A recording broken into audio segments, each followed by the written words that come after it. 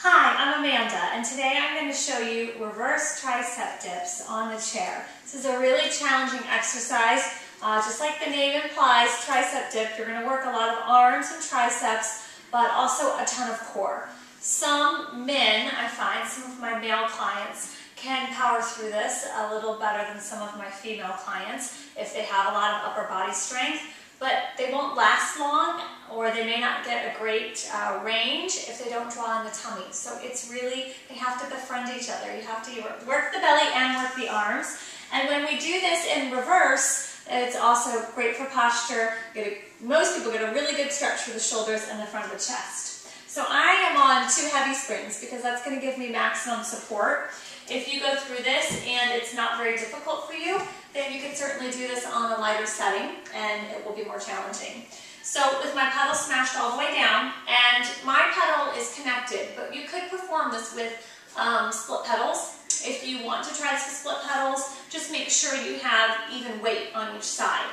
Make sure you have 2 heavies or 2 mediums, or you're going to be really lopsided.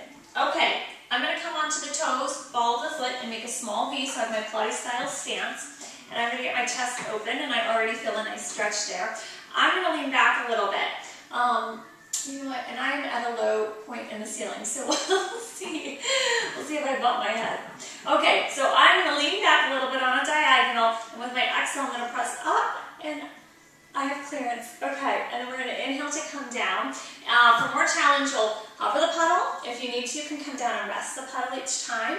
So if you can bring the elbows a bit more narrow toward each other, you might get more opening through your chest and through the shoulders. Inhaling down. So generally 8 to 10 repetitions is plenty. Most people are ready to take a break after that.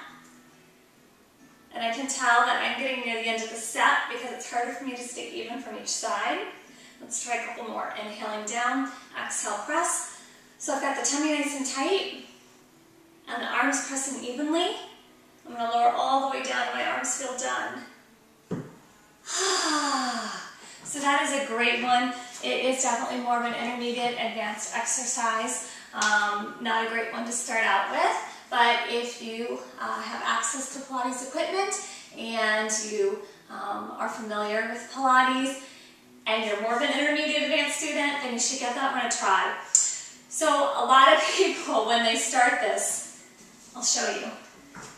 This is what happens. This is the exercise.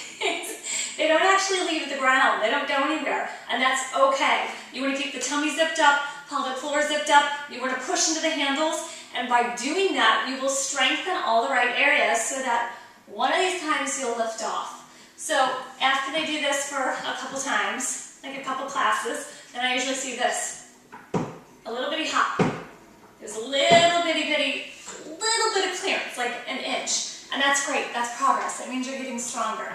And in time, that pedal comes higher. We want it to be really nice and controlled, nice and slow. Once we get that range, we usually have to rest down in between repetitions, or we just do a couple repetitions, and that's fine. It'll build.